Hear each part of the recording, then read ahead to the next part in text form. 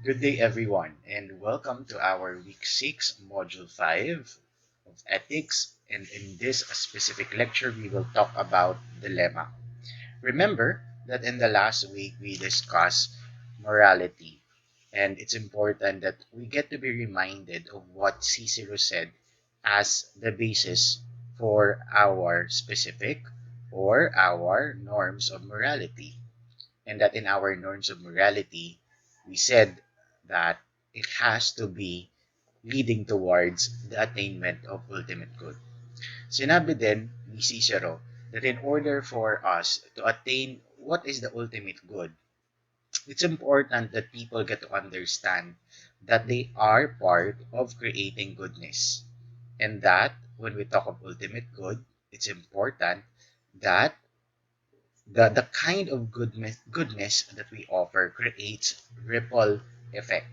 Meaning, ultimate good ang isang bagay kapag ito ay nagdadala ng panibagong kabutihan. Ngayon, yung pinag-usapan natin noong nakaraang linggo, meron siyang direct relation sa pag-uusapan natin ngayong araw, which is dilemma. And that when we face dilemma, no, importanteng balik-balikan natin na dapat magdesisyon tayo hindi lamang sa kung ano ang tama, bagkus sa kung ano ang mabuti. So, ano bang dilemma? Pag sinabi nating dilemma, these are the instances in our lives that we have to make a choice and that the option that is being presented are both equally unpleasant. So perhaps you have lied and something terrible had happened, no? In that, in the process of deciding, you get to reflect, wait, teka lang, parang parehas, no, na equally unpleasant tong pinipresent sa akin, no, ng situation na to.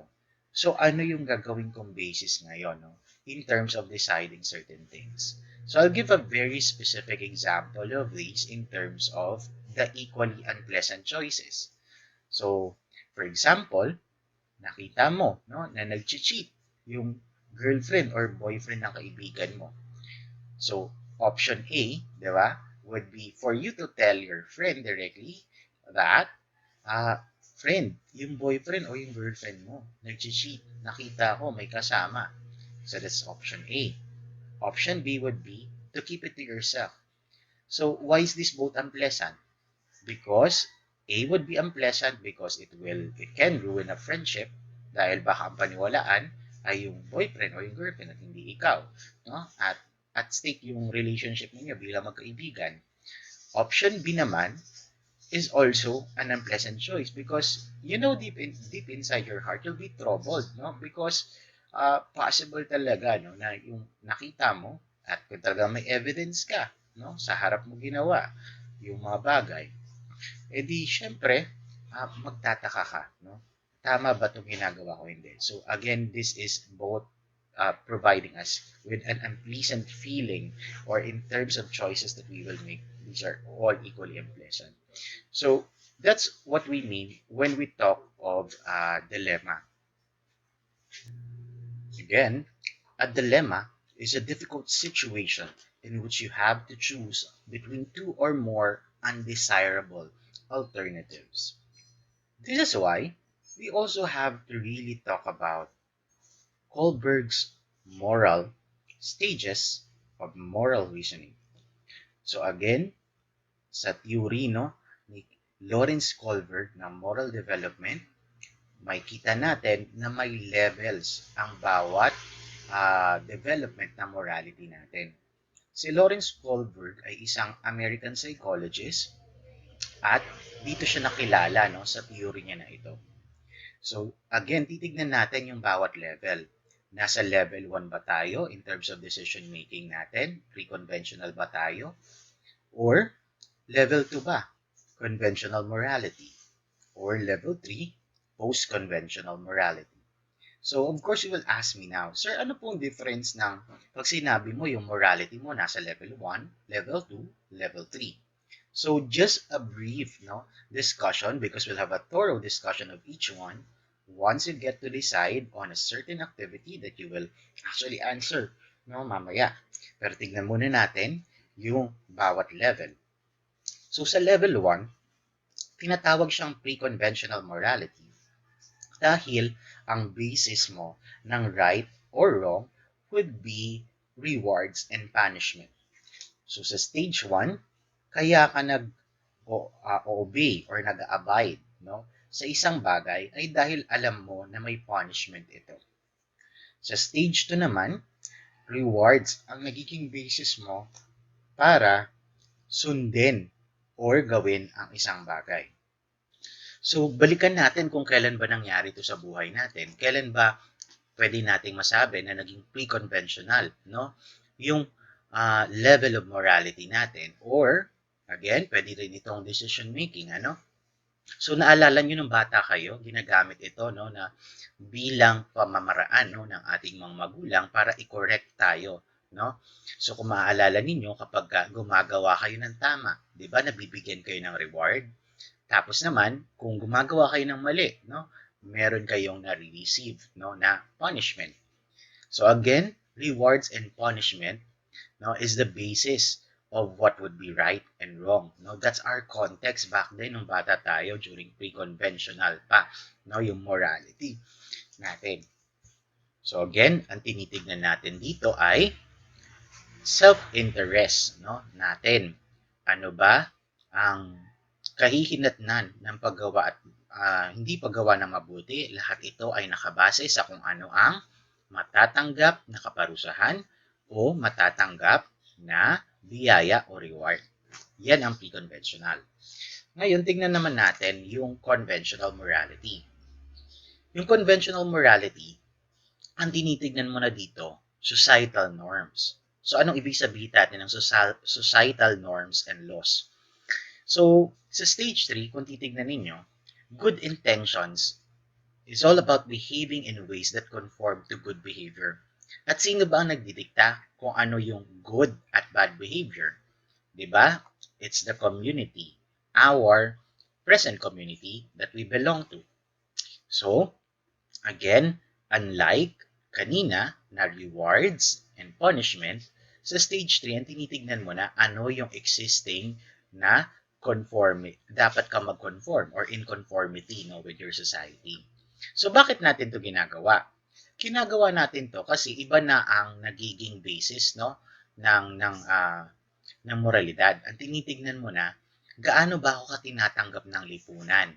So, kung nandito ka sa stage na to, it's either nasa stage 3 ka na you want to conform because that's what society tells you, or pwede ring stage 4. Your obedience is because of what is being dictated by the law. So kung maalala nyo last week, diniscuss natin yung moral positivism. And I think no, this is where moral positivism can be into place, no, in terms of our picture of morality, na marami sa atin, no, ginagawa lang rin ito dahil nga yun yung sinasabi ng batas. Kaya nga 'di ba sabi din, no, sa idea ng moral rationalism na baka ginagawa mo lang to out of blind obedience. Okay? So most of us are actually here, no, in conventional morality. Yan. At dahil nga na nasa conventional morality tayo, again, ang keyword, to convene. No? And saan tayo magko-convene? No? Sa society natin. Ang basis ng pinaniniwalaan natin ng goodness or badness ng isang bagay ay nakadepende sa kung paano tayo tinatanggap at posibilidad na hindi rin tayo tanggapin o ikulong tayo ng society because that's what the law says. Moving forward is level 3. At sa level 3, ito ay tinatawag na post-conventional morality.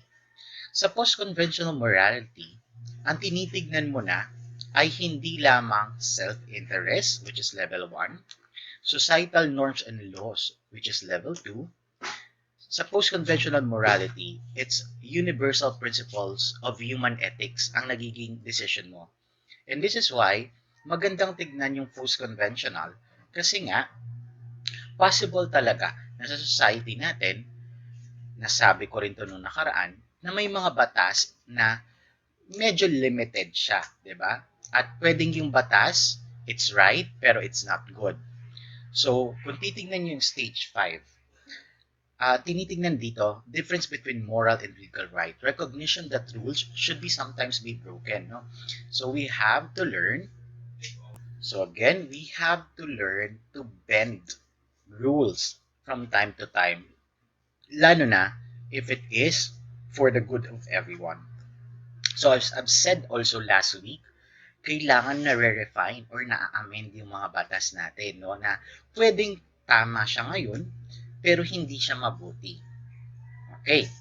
Tignan naman natin yung stage 6. Individual principles of conscience takes account of likely views of everyone affected by a moral decision. So, kung tatandaan din natin, may mga personal tayo na prinsipyo sa buhay na maaring hindi akma no, sa itinatadhana ng batas sa kasalukuyan or maaring hindi rin tama sa itinatakda ng norms ng society natin. So, ano ang post-conventional morality? Ang post-conventional morality is you really looking into what principles you have, no, as your basis of what is good and bad. So I hope when we get to also see post-conventional morality, we get to realize that it's important for us to really reflect on our intentions in every decisions that we create. Again, importanteng bumalik tayo sa sinabi ni Cicero. At ang sinabi niya, we always have to seek and be guided by the ultimate good. Okay, so at this point of our activity, you will watch a video para mas maintindihan natin ang tatlong levels. So, if you are ready to listen and watch to the video, can you type in the chat box yung number 1? Okay, so again, keep it coming. Type 1 in the chat box if you're ready to listen and watch the video.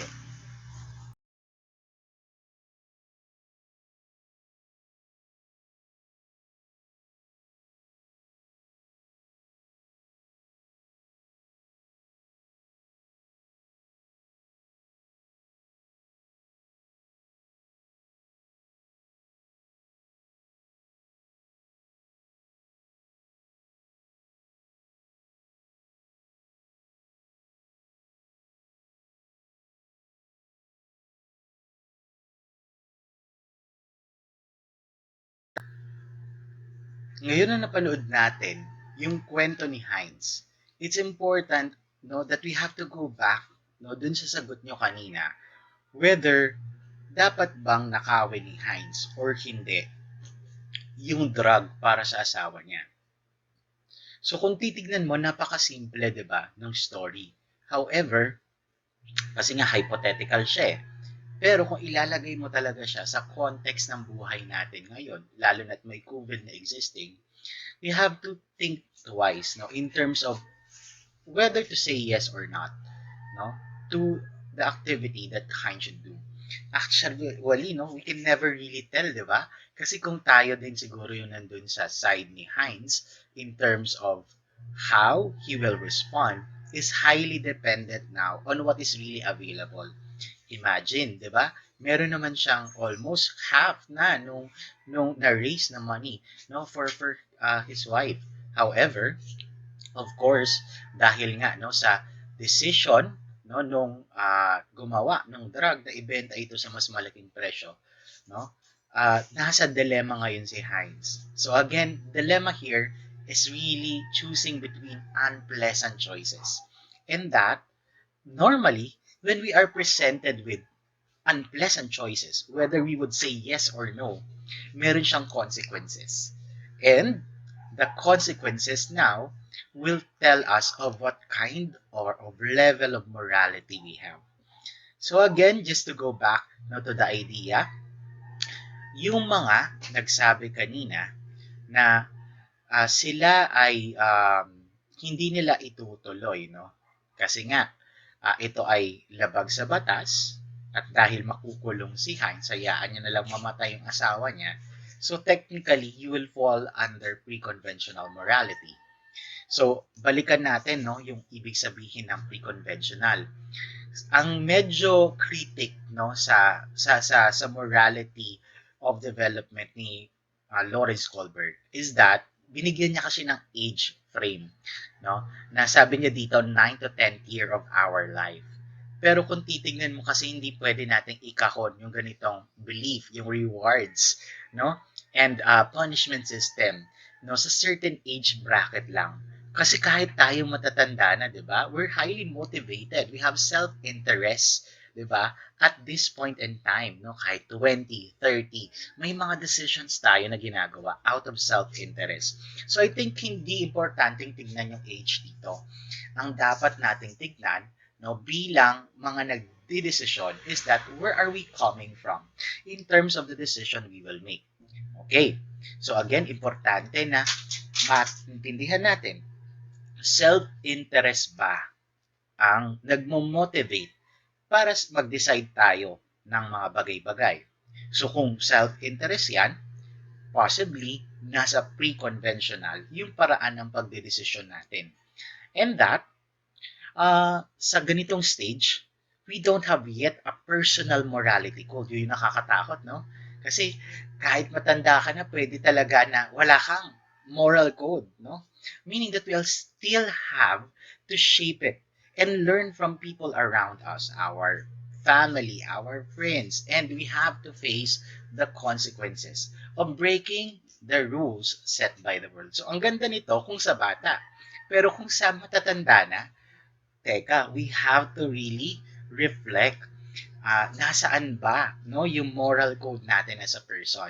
And hindi pwede kasing highly motivated lang yung decision natin by rewards and punishment. Okay? So sabi 'di ba natin nung nakaraan, defective norm kapag ka pleasure ang basis lamang ng mga bagay-bagay. Okay? So I hope that's clear. Can you give me a thumbs up, no? A reaction kung nagigets nyo na yung pre-conventional morality? Okay, I think we're good. We're moving on to the next one. Sa conventional morality, ang tinitignan mo naman, muli, no, ay hindi na self-interest. So, nag-level up. Tinitignan mo na ngayon, societal norms. At sabi din, no, ni Lawrence Kohlberg, ang tinitignan mo na rito, in terms of age, ang expectation niya, dapat nandito tayo lahat, no? Most adolescents and adults should have a conventional morality already. In that, we have already internalized the moral standards of valued adult role models. So, ibig sabihin, dahil na-expose na tayo, most of you are 18 years old, most of you are mid-20s, di ba?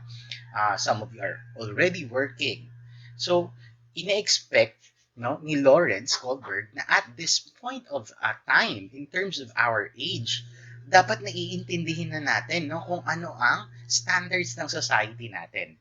Ngayon, authority is internalized but not questioned, and reasoning is biased on the norms of the group to which the person belongs. So, yun lang yung criticism dito, ha?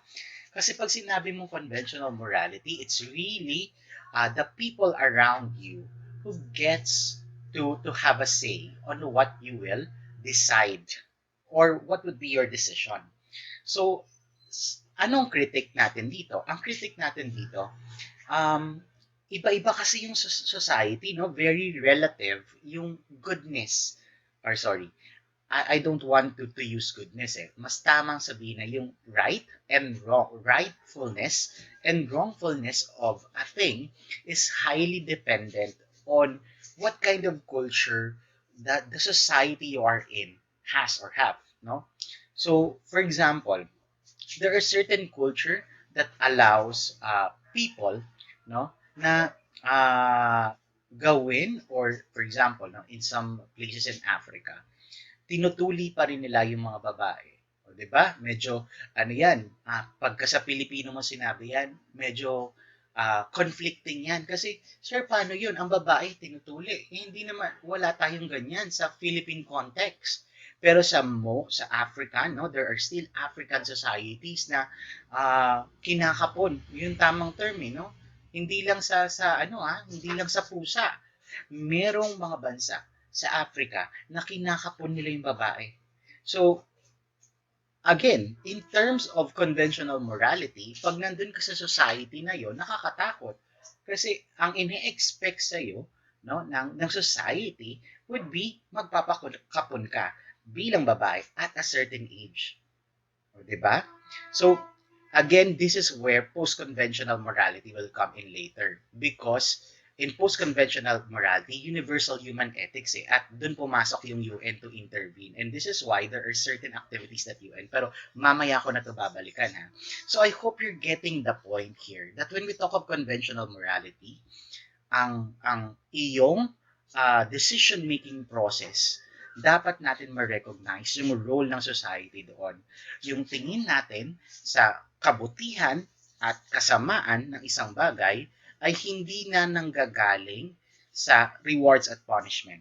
Ang tinitignan mo na, yung desisyon ba na gagawin ko ay katanggap-tanggap o hindi katanggap-tanggap sa sinet na standards ng society. At lahat tayo currently, I believe, nandito sa stage na to, one way or the other.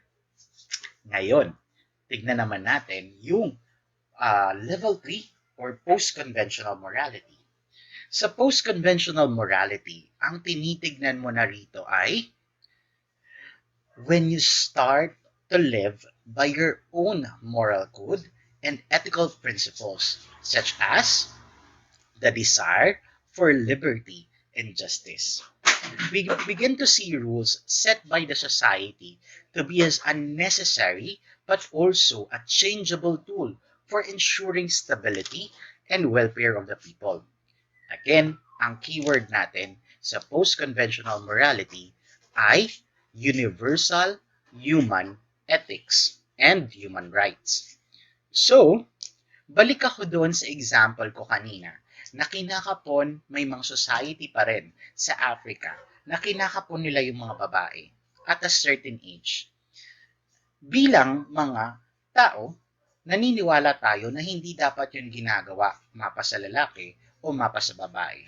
At may standard tayo na dapat hindi tayo nananakit at hindi natin hindi natin nilalagyan ng barrier yung desisyon ng tao sa kung gusto niya ba siyang magbuntis o hindi.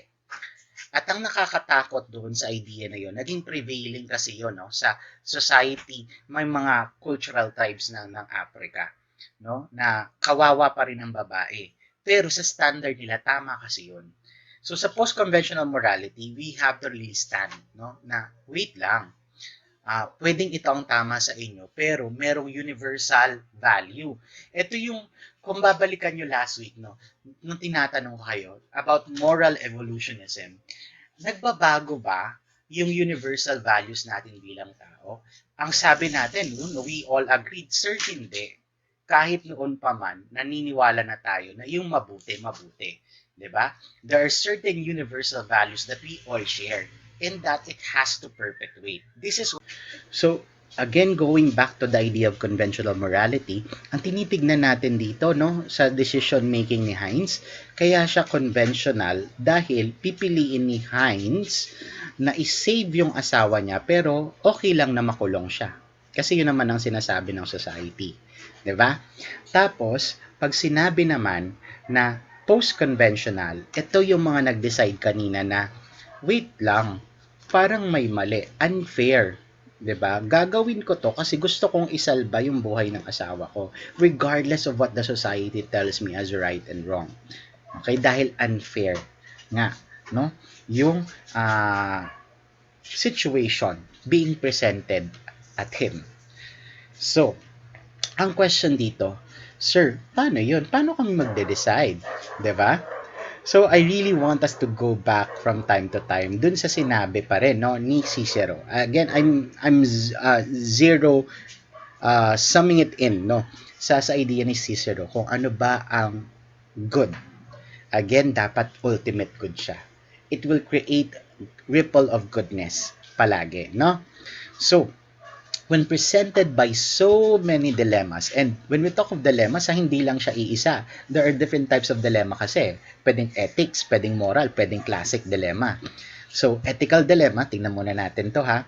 Ethical dilemma arises when a person is forced to decide between two morally sound options, but they may conflict with the established boundaries of a business, a governmental agency, or a law. So I'll give you some case studies on this, and in fact, I believe you can also, di ba? You can also from time to time relate malamang sa mga case studies na to. So let's look at this case study A for ethical dilemma. While in the restroom, you overhear your boss telling a colleague that Bob is going to be laid off at the end of the quarter in about 2 weeks' time. Bob is a good friend of yours. Will you tell him or not? Okay, so what I want you to do in the chat box is this. If you will tell Bob that he will be laid off, type 1. If you will not tell Bob that he will be laid off, type 2. Again, type 1 kung sasabihin mo kay Bob dahil yung narinig mo, okay, natatanggalin na siya sa trabaho. Type 2 kung hindi mo sasabihin kasi hindi ka pa sure, diba? Sa narinig mo, baka chismis lang. Sige nga, type 1 or type 2? Okay. Sige, 1 more minute not to decide.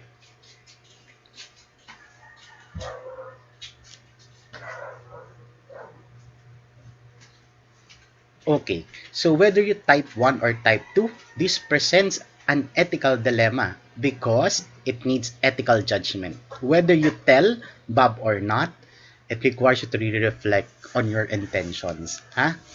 Now, moving to the second example, a company policy forbids coworkers to become romantically involved. You go to the same church as someone from another department and you find yourself becoming attracted not to this person. Will you pursue the relationship? Ayan. So, lalagay natin, no? Love naman ang context nito, di ba? Yung kumpanya nyo, sinasabi na hindi dapat, di ba? Hindi dapat kayo mag-pursue ng kasama nyo sa office. So, malamang nakarelate na kayo sa ganito, no? It's actually an ethical rule, no? There are a lot of companies, no? Example na lang sa trabaho ko, na kapag ka naging mag-asawa na, yung dalawang magkatrabaho, the person na either lalaki or babae, isa dapat sa kanila ay mag-resign. Ganyan ang ethical policy, no? When we talk of mag-asawa in the company, or that mapupunta dapat sa ibang department yung isa, no? Yun yung policy natin diyan. So ang question dito is that, will you pursue, no, your coworker? Kasi 'di ba ang ganda nga nang nilagay dito magka-churchmate sila, no? Magka-churchmate sila. And in churches, if you would know, no, may mga ganyan sila minsan, 'di ba, na culture building, no, sa mga ready to marry na, 'di ba? Na as much as possible within the church sana yung mapipili nila. So ano ang gagawin mo kung ikaw ang nasa side nito, no? Kung ikaw napunta sa case study B. Again, I'll need you to type 1 or type 2. Type 1, ipupursue mo si ate girl or si kuya kung lalaki yung gusto mo. 'Di ba? Or B, hindi. Antayin ko na lang, mag-resign na lang siguro ako. Tapos ako na lang siya i-pursue. Sige nga, ano ang sagot ninyo? Type 1 or type 2? Okay, 9, 8, 7, 6, 5, 4, 3, 2, 1. So, very interesting yung mga nakikita kong sagot. And it shows very well that when we talk of ethical dilemma, talagang you have to really decide whether or not this thing matters to you. Okay? Yun naman yun yung kaya mo dapat panindigan, pero titignan mo yung ethical and legal implications sa mga bagay-bagay. At marami tayong na haharap na ganyang klaseng decision making or dilemma in daily life basis. Now, tignan naman natin yung susunod, yung moral dilemma. A moral dilemma is a situation in which a person is torn between right and wrong. A moral dilemma involves a conflict with the very core of a person, principles, and values. A moral dilemma often forces the individual to decide which option he or she can live with, but any outcomes are extremely unpleasant no matter what. So para mas maintindihan natin context ng moral dilemma, ha, hindi na to rightness or wrongness or wrongfulness of a thing. Para mas malagyan natin siya ng context, ito siya. Case study C. In case study C, naalala nyo to, yung palaging ginagamit, no, kapag kayo ay nasa recollection. Merong isang boat, lifeboat, na merong ilang spaces. Pang-sampuan lamang, pero 11 kayo. Ang tanong, sinong ilalaglag mo sa boat? Okay, mailalaglag ka ba? Para ma-save yung 10, kasama ka. Or ikaw ang tatalon instead para ma-save lahat. So, ang tanong natin dyan, no? Ano ang magiging decision nyo? So, type 1, again, type 1, if you will decide na meron kang ilaglag dun sa boat. Or type 2, if you will decide na ikaw na lang ang tatalon para lahat makasakay. 10, 9, 8, 7, 6, 5, 4, 3, 2, 1. Okay, very interesting. Again, walang judgment whether you type 1 or type 2 because, again, this is moral dilemma we're talking. Now, another would be this classic case study, no? Of your friend. Ayan, yung na-share ko na yata to kanina, no? Yung boyfriend o girlfriend ng kaibigan mo, nakita mong nag-cheat. Ang tanong, sasabihin mo ba o hindi, no? Na nag-cheat siya sa kaibigan mo. Type 1 if you will tell, or type 2 if you will not. 10, 9, 8, 7, 6, 5, 4, 3, 2, 1. For our last type of dilemma, we'll be talking about classic dilemma. Classic dilemma is a choice between two or more alternatives in which the outcome are equally undesirable or favorable. The dilemma does not typically involve a moral or ethical crisis, but the person's life may change as a result of the decision. Classic dilemmas are more than simple choices because they usually prompt the person to think about the outcomes of the choices. So ano ba yung mga classic dilemma na example natin, no? For example, you'll be deciding whether iti-take mo na yung job offer ng kabilang company dahil mas maganda yung bayad, mas maganda yung benefits. So again, hindi siya ethical, hindi siya moral. Ang tinitignan mo lang rito, dilemma, because you have to decide for yourself, diba? And your family. And lastly, whether you will move ba to a new city or not for a greener pasture. So ito yung mga classic, no, na dilemma na piniface natin. So I'd like to sum everything up, no, with what Michael Josephson said. Character is just another term for good person. A person of character lives a worthy life guided by moral principles. A person of character is a good parent, a good friend, a good employee, and a good citizen.